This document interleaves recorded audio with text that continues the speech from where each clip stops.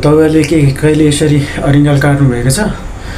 अरिङ्गाल काट्ने तरिका चाहिँ यो रहेछ क्या, तर मलाई चाहिँ लाग्यो अलिक जेन पनि जोखिम उता, यसको त अनि लागत पनि बढी होला नि त उता अरिङ्गालको दामभन्दा होइन।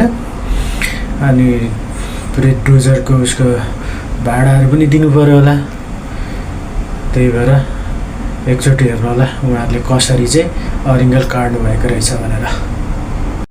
केटाहरू चाहिँ अरिङ्गाल पोल्न जाँदैछन् है साथी हो। अनि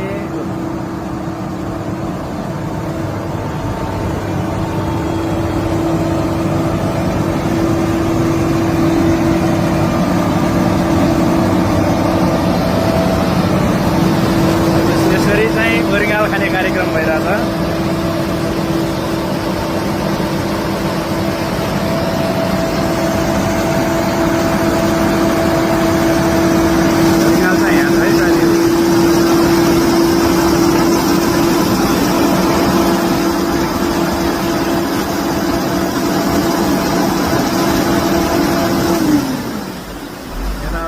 दिउँसै अरिङ्गाल पोलिरहेछन् यहाँ।